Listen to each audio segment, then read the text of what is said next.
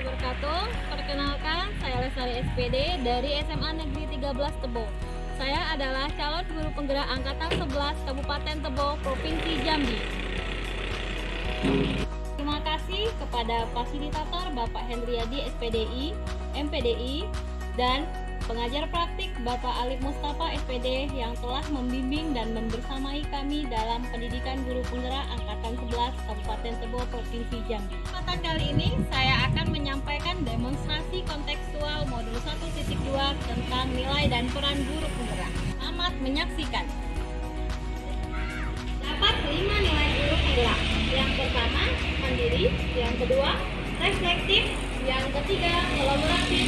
Yang keempat, inovatif. Dan yang kelima, berpihak pada guru.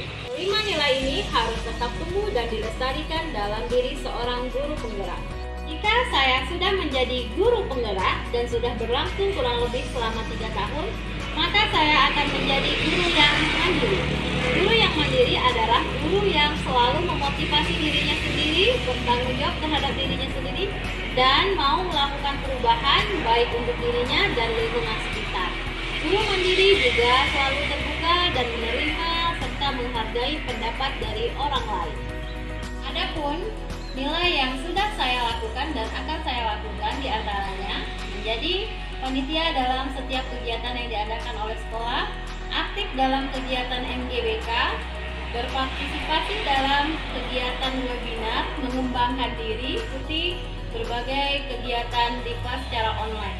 Kemudian saya juga menjadi pembina ekstrakurikuler di sekolah di mana saya harus bertanggung jawab dengan kegiatan tersebut. Kemudian saya juga beberapa kali menjadi pengisi acara di kegiatan sosialisasi yang ada di sekolah. Yang kedua, menjadi guru yang reflektif. Guru yang reflektif adalah guru yang selalu melihat dirinya, selalu melakukan introspeksi terhadap dirinya, dan selalu melakukan refleksi di setiap akhir pembelajaran untuk mengetahui kekurangan-kekurangan yang ada di dalam pembelajaran. Hal ini bertujuan untuk mengevaluasi diri dan memperbaiki diri.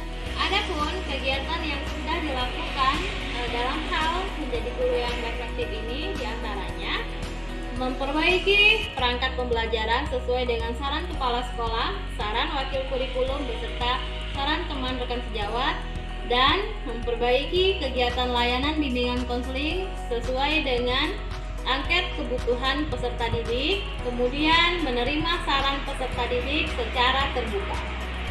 Ketiga, saya akan menjadi guru yang kolaboratif.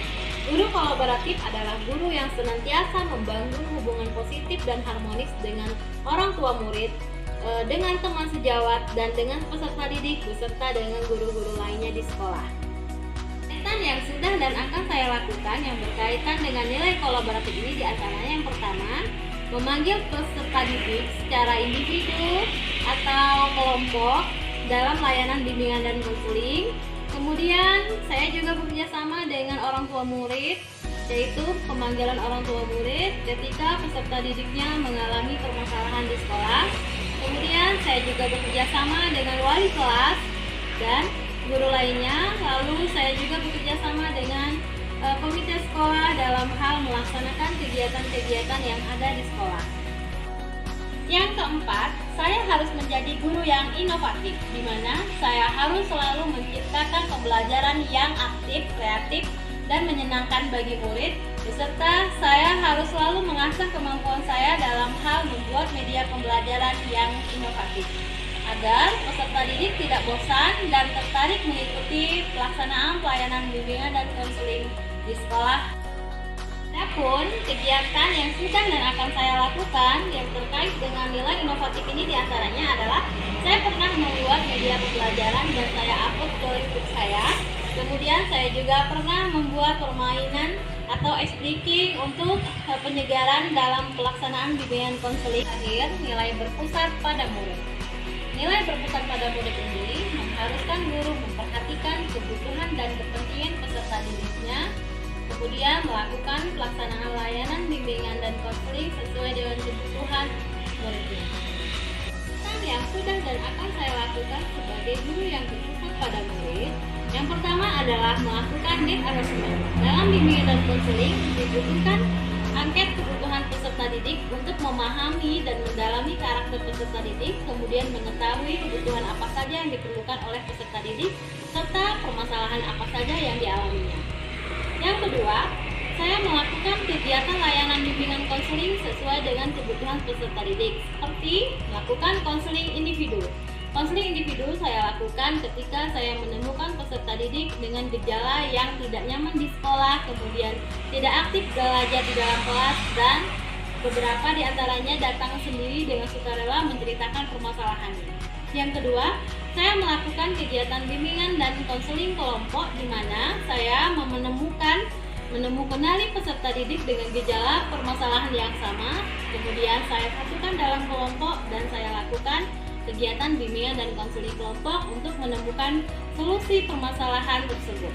Ketiga, saya akan melakukan pendampingan kepada murid dalam pemilihan karir seperti pemilihan jurusan saat kuliah, saran pekerjaan, dan lain sebagainya. Saya juga pernah melakukan kegiatan sosialisasi kepada peserta didik saya yang memiliki kecenderungan memiliki permasalahan seperti kecanduan rokok, kemudian kecanduan game online, lalu ada beberapa di antaranya yang sudah mengenal pacaran. Nah, saya lakukan sosialisasi dengan mengumpulkan peserta didik dalam kelas yang besar, kemudian menyampaikan materi tentang bahaya rokok, bahaya pergaulan bebas, dan bahaya game online. Saya selalu menyuarakan untuk stop melakukan tindakan bully di sekolah untuk menjamin keselamatan dan kebahagiaan murid di sekolah. Sekian yang dapat saya sampaikan, semoga bermanfaat, dan saya akhiri dengan wassalamualaikum warahmatullahi wabarakatuh. Salam guru penggerak, tergerak, bergerak, dan menggerakkan.